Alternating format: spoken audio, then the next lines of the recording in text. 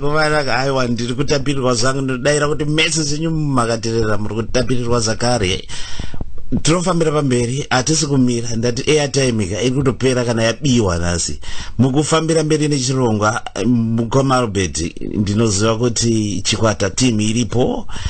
Ndiziva kuti pane vangano varipo ipapa nekuti ndiri kuda kuti tipe mukana each and everyone aripo ipapo otitaurirawo zvaanofunga nekuti Chikwata chiri kuenda kupi and zvakamira sei, vanonzwawo sei kana vari part of the orchestra mawambo azvo.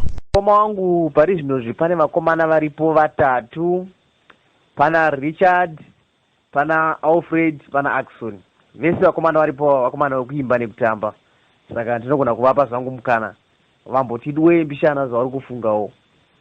Gavapinde pachirongwa mukoma, ndio zvatiri kuda izvozvo izvi nekuti mafaro chete promotions ka tinoita zvakasiyana nevamwe, we are unique. Vazhinji vamwe vanongotaura na band leader, but inini manje ndoda kuti tinzwe pfungwa dzavamwe. Munongoti de tifambirane nenguva. Zvisinei muri yeZimbabwe kutaurisa, tingarambe tichitaurisa zvedu. Vakomana vasati vapinda ava vachimbopolisha mazisoka nekuti vangu vakangonyarara vachingoteerera ndichitaura namukoma waBetty. Regai timbopinda paalbum randingati ndo rakabva kuburwa manje rinonzi Pausawira. Chandiri kuda manje ndechekuti ndimbopinda pakambo kanonzani zviye. Mukoma waBetty, kambo aka kanotaura zvekujunga kompyuta usiku hwese aka. Anzi kujunga kompyuta usiku hwese kanonzani mukoma? Ndiri kukumbira kuti mupresente kambo aka kune vateereri mukoma, then vakomana vobva vazopinda. Kambo kanotaura zvekujunga kompyuta kana kuramba uri paWhatsApp usiku hwese, kwamai attention vanopoona United. Mukoma waBetty, introduce kambo ikaka kuvateereri, vakomana vobva vazopinda one by one. Zvakaoma ipapo mukoma mafaro pakaoma mbichana. Bhozi sho varume vari kujunga mafoni, asi manje katisakanganwe kuti amai mwana plus nguva yacho yekujunga foni kana kompyuta tofana kuiziva zve, because mai mwana vakainga mimi saka katenge makanganwa manje azvinyatsozoita because vakadzi ava ndevedu, tisu takavaroora, ende patakavaroora takavasarudza mukati mevazhinji zareva kuti iye ari mumwe chete wanga watoona kuti ndiye number 1. Saka wongo mafoni nemabasa edu zvinotikoshera, asi ngatiremekedzei vakadzi vedu. Ungava une basa rakanaka zvakadii, kana uri unokudzwa zvakadii pabasa, asi kana wasvika kumba nemukadzi wako, magariro kana kuti mafariro anoita nemukadzi wako, toziziva kuti mabhosi aripo kumabasa kuka, pane nguva yekuti unombokamanisa vashandi, asi kana wakumba manje namai mwana zvinofana kuti siyane zvishoma. Kana basa rikatiwanzira zvakadii, asi amai mwana vanodawo nguva yavo yekumbofara navo muchitamba navo, kuti ivo vafarewo, bhozi ndorudo.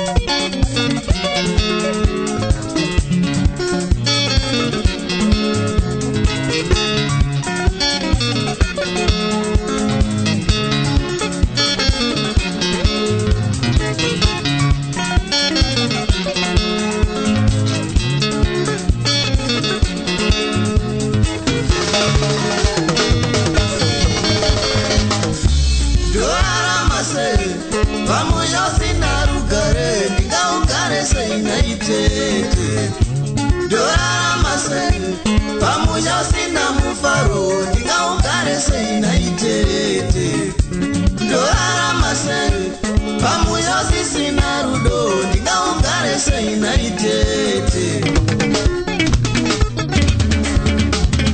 chikondi chinata ine mamuna wanga ni mamukonda rudo neni hachina asi murume wangu ndinomuda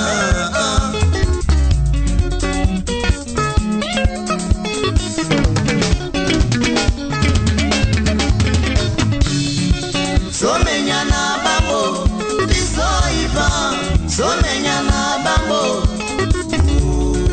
somenyana mfumu ndizoipa somenyana mfumu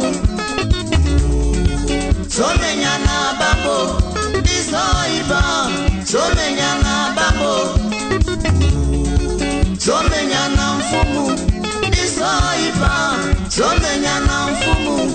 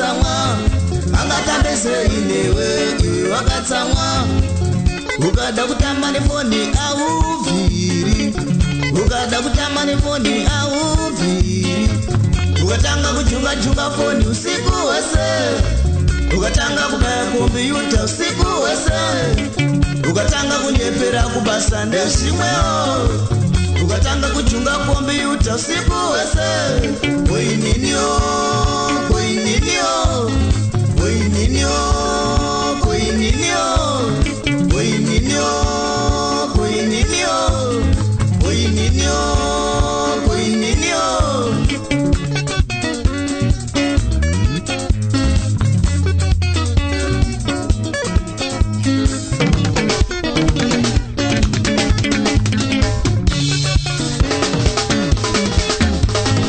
koininio koininio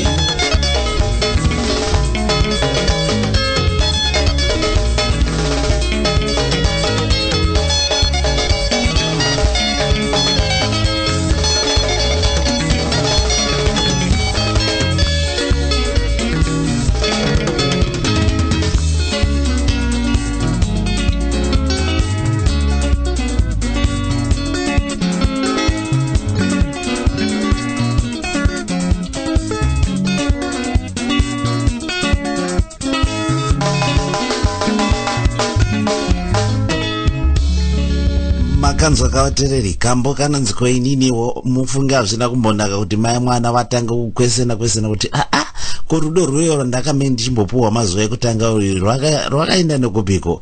Ukazoona zvazvekuti munhu wakutoita hasha wanzi kunde ipi unoti wabva kubasa uri paWhatsApp wapinda mubedroom wapakombiyuta kubasa uchingonyeba uchingoenda kwese kwese.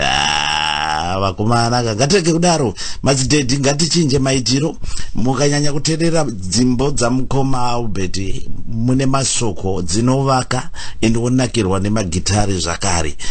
Tichidaro zvedu kambo kapera ikakaka rikatinzo kuda mukoma Alfred Gatsi. Kana mama kateerera pekutanga patatanga chirongwa vanorwa mabacking vocals nekutamba zvakare. Mukoma Alfred tipirei tinzwe kuti chikwata chiri kufamba sei, muri kutarisira kusvika papi nechikwata, uye imimi semuning'ina waband leader zvakamira sei in terms of kusapota basa rikuitwa namukoma Alfred Gatsi. Ndiri muning'ina waAlbert Gatsi. Ndinomira ndinoimba ndoita mabacking vocals nekutamba zvakare. Saka chokutanga ndoti kwazivai vateereri ndozotaura ndichiti chikwata ichi chiri kuimbisa kuenderera mberi uye hatisi kudzokera kumashure.